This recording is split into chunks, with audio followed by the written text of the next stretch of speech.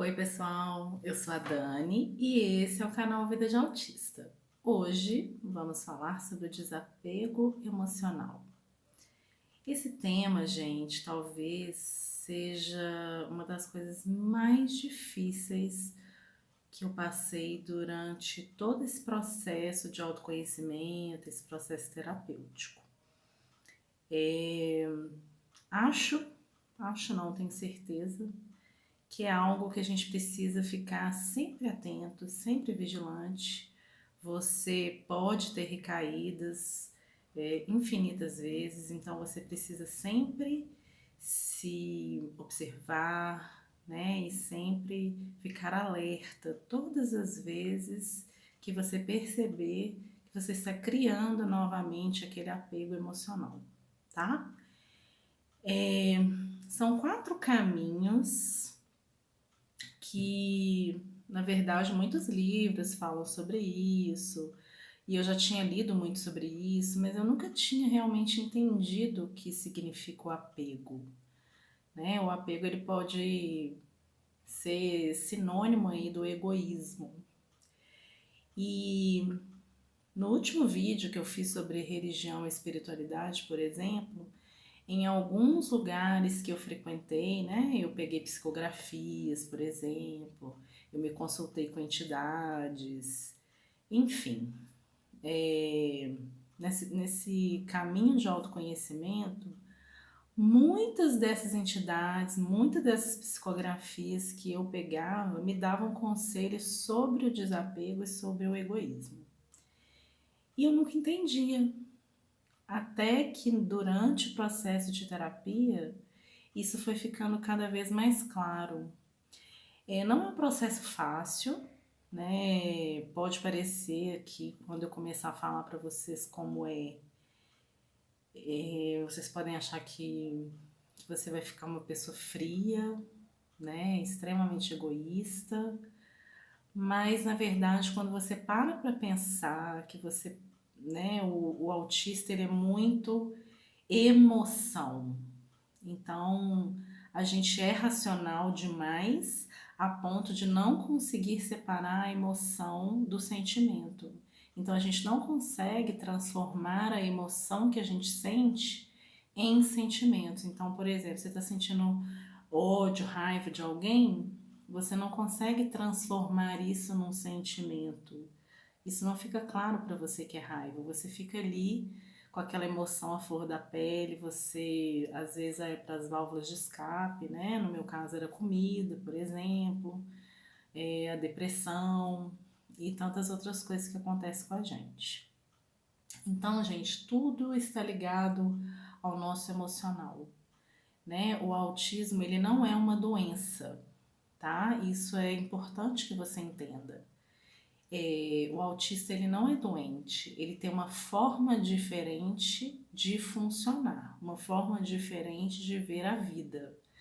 E essa forma diferente, cada vez mais que você entende como você começa a ter uma vida cada vez mais tranquila, tá? Normal, eu acredito que ninguém no universo seja. Então, todo mundo tem alguma coisinha aí que precisa sempre ficar vigilante. Então, a gente não pode falar que a gente é diferente, que a gente não é normal, né? Ninguém é, tá, gente? Então, a gente não é doente, a nossa mente funciona diferente. A partir do momento que você entende como é o funcionamento, a sua vida vai ficando cada vez mais tranquila. Então, aquela emoção à flor da pele, aquela coisa visceral que traz consequências gravíssimas que a gente sabe muito bem como elas vão ficar cada vez mais tranquilas. Então, você vai ter cada vez menos essas crises. Você vai saber evitar situações, você vai conseguir contornar situações.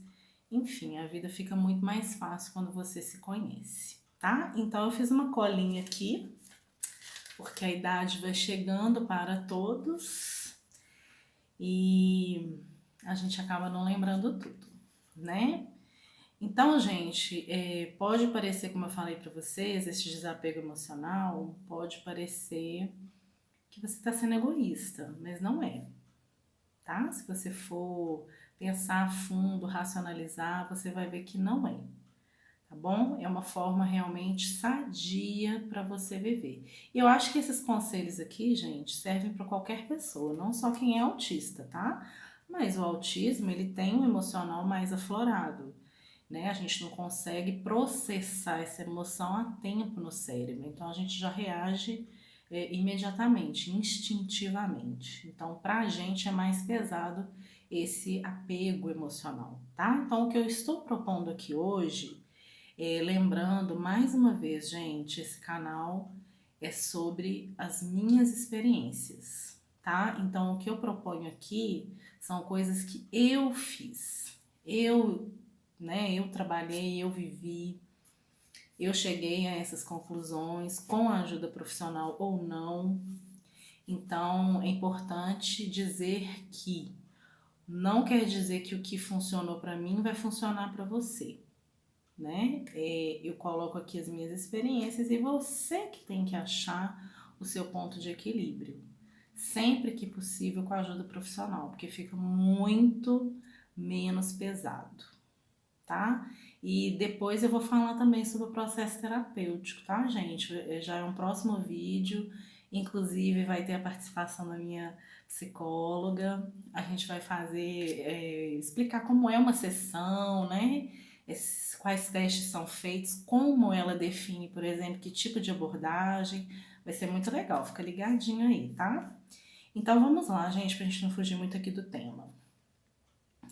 São 4 pontos, tá? Primeiro ponto, você é responsável por si mesmo. Então, o que eu observei, gente? Durante, acho que praticamente esses 20 anos aí que eu estou na busca de respostas, eu sempre culpei os outros, eu sempre me fiz de vítima.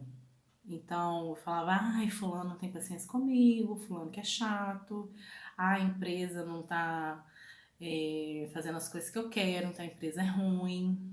Ah, meu namorado não dá a mínima pra mim, me trata igual uma idiota, uma cachorra, desculpa a palavra. Mas, enquanto eu não olhei pra mim e falei, olha, as rédeas da vida são minhas, enquanto eu não peguei a minha vida pra tomar conta, eu ficava tomando conta da vida dos outros, eu não melhorei. Então, gente, ninguém é responsável por você, só você. Então as pessoas podem te ajudar, podem te orientar, pode de repente, né, ficar com você no dia que você estiver muito mal, mas quem vai passar por tudo é você. Você vai aguentar as dores, você vai aguentar os dramas, você tem que olhar no espelho. É muito difícil olhar no espelho, gente. Encarar todos os seus dramas, todos os seus medos. Mas você precisa fazer isso, porque a única pessoa responsável por você é você mesma. E você tem que ser egoísta nesse ponto. Né? Egoísta que eu digo assim, você tem que olhar pra você, o que é melhor pra você. O que você está fazendo hoje é o que você gostaria de fazer? A vida que você tem hoje é a vida que você gostaria de ter?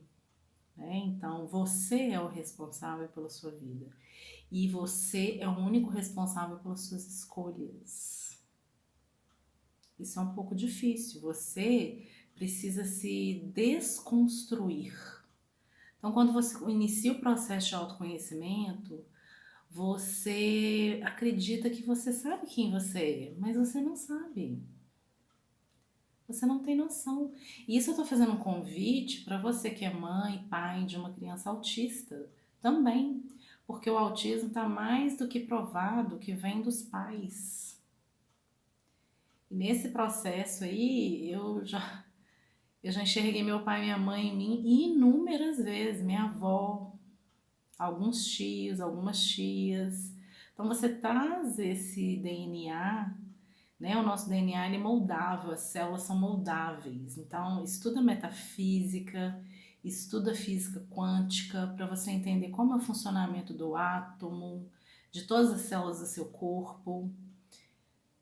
E faz aí uma autoanálise. Você que é pai e mãe de uma criança autista, você que é autista, observa o comportamento dos seus pais. A gente tem, às vezes, aquele pensamento rígido, e aí a gente constrói comportamentos baseados nos exemplos. Então, muitas vezes a gente cria personagens, né? Não só da família, mas de amigos, do cônjuge, enfim, né? Então, primeiro item, anota aí. Você é responsável por si mesmo. Então, chega de vitimismo, chega de se colocar no papel de vítima, ok? Segundo ponto, gente, que é extremamente importante, tá? Viva no presente, aceite e assuma sua realidade. Nada é eterno, nada é sempre igual, tudo flui e retoma o seu caminho. Gente, isso é muito forte, o que a gente está propondo aqui no segundo tópico, né? Porque se você vive no passado, você vai mudar o passado? Eu vivi no passado, gente, não sei quantos anos da minha vida. Ficava assim, ai, fulano falou aquilo comigo, ai, meu chefe me maltratou, meu ex-namorado era um escroto, ai, minha mãe me xingou, eu fiquei magoada, né? São coisas que a gente vai guardando, e não tem como a gente voltar no tempo. Lógico, tem casos e casos, gente. O que eu tô propondo aqui é você fazer uma análise, né? Tem casos muito pesados, né? Por exemplo, de abuso, abusos sexuais, né? Assédio moral. É, Tem gente que sofreu aí violência física. Então, são casos muito enraizados no passado, que precisam realmente de acompanhamento terapêutico, né? Porque são feridas muito difíceis de você mexer e, né, às vezes abandono dos pais, abandono do marido, da esposa, né? São coisas muito difíceis de você lidar sozinho, né? Mas você tem que pensar que o passado passou. E se você fica no passado, você tem uma chance muito grande de entrar em processo depressivo. A depressão, na verdade, gente, o que ela é? O seu cérebro toma consciência que você está vivendo uma vida que você não gostaria de viver. E aí você acha que não tem mais tempo, que você perdeu, né? Você acabou, você não tem mais chance. E aí você entra naquele processo. Então você não perdoa, você não segue adiante, você fica literalmente ali morto. E para algumas pessoas a dor é tão imensa que elas querem realmente se matar, né? Então, se você vive no passado, a chance de você desenvolver uma depressão, uma síndrome do pânico é gigantesca, né? E toda vez que você tiver uma sensação que te remete àquele trauma, você vai entrar em processo depressivo. Então, é necessário que você encontre a causa desse processo, tá? Continuando, né? Então, nada é sempre igual, tudo flui, retoma seu caminho. Então, cada coisa vai encontrar seu caminho, tudo vai fluir. E se você ficou preso no passado, a vida tá andando. E você tá onde? E aí, se você começa a pensar só no futuro, aí você começa a ter ansiedade.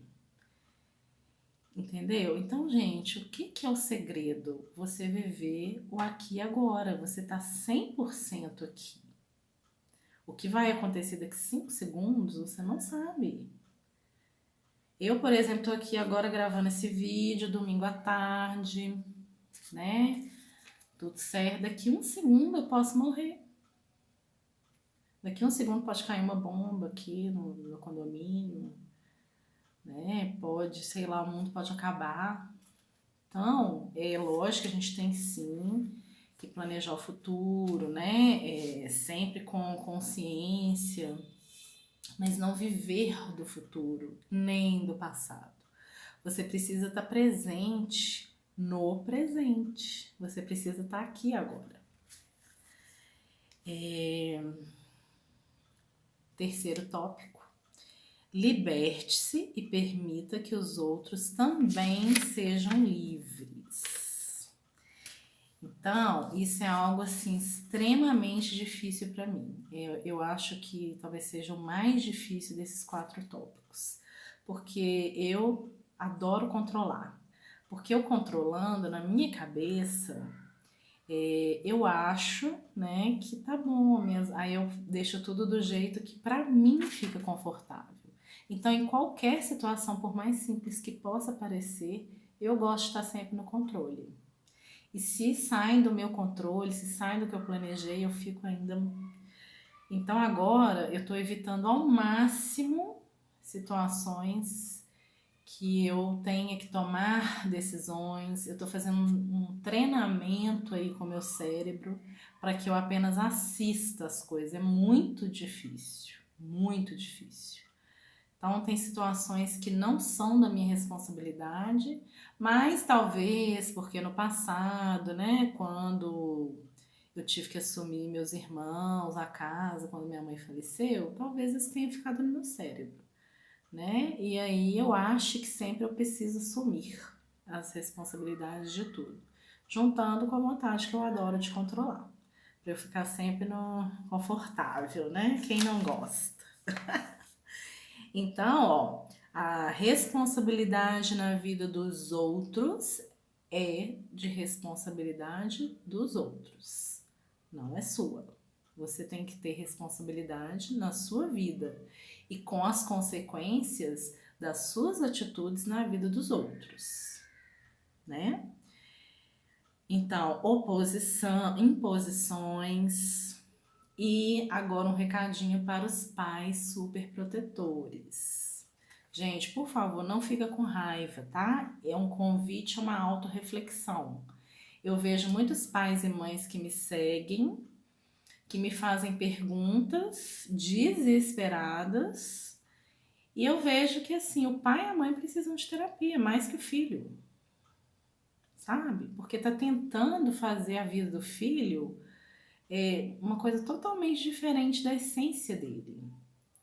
Então, até que ponto você tem o direito de interferir na vida do seu filho? Né? Então, é um convite que eu faço a você, pai e mãe, que é super protetor, que quer proteger seu filho de tudo.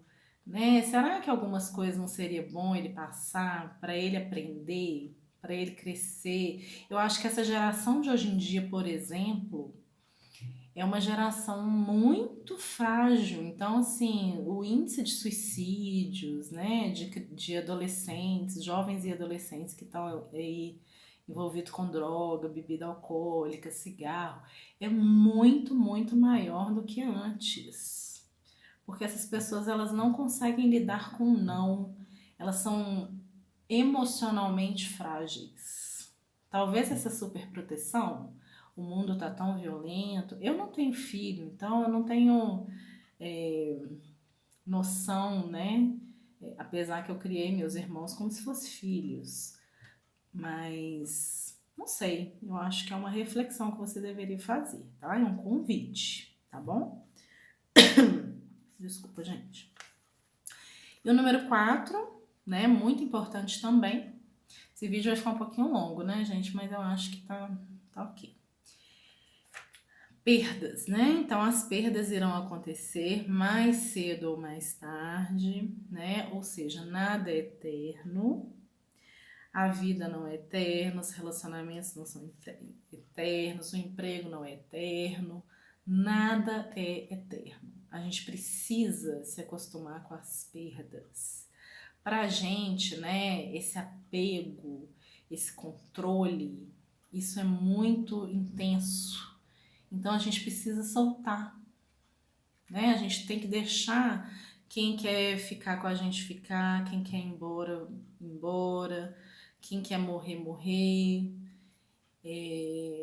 quem quer ser escroto, que seja escroto. Você não pode deixar isso prejudicar a sua vida, né? Isso controlar a sua vida, né? Você tem que aceitar que as coisas mudam o tempo todo, né? E aí eu vou deixar aqui um exercício, né, uma sugestão para você começar aí um desapego, que foi o que eu comecei a fazer. Eu comecei com exercícios pequenos, né? Então eu comecei pelo meu guarda-roupa. Às vezes eu comprava roupa que não me servia, eu sabia que não ia servir, mas eu falava assim, não, vou deixar guardado, porque eu vou emagrecer, vai servir. Então, gente, eu tava vivendo lá no futuro que eu nem sabia se ia acontecer. E eu não fazia a mínima para acontecer também, né? Que eu vivia comendo igual uma Peppa Pig. Então, começa nas pequenas coisas. Começa a arrumar seu guarda-roupa. Depois do guarda-roupa você passa pro quarto, né? Muda o quarto. Pequenas mudanças vão fazer você ver a vida diferente, sabe? Muda a cama de lugar, compra uma tinta, pinta o quarto, compra. Eu adoro decoração, né? Então eu mudo a minha casa o tempo todo, porque aí eu começo a ver a casa de outro ângulo, né? Eu adoro o cheirinho de ambiente, então eu mudo sempre o cheiro, para sempre ter novos pontos de vista. Então, muda a sala, faz a sala diferente, né? Se você tem televisão e assiste televisão todos os dias, por exemplo, faz um exercício, ficar um mês sem assistir televisão, no lugar da televisão você coloca um livro, né? Se você faz o mesmo trajeto do trabalho para casa, faz um trajeto diferente. Se você vai no mesmo restaurante, vai no restaurante diferente. Começa esse tipo de desapego, sabe?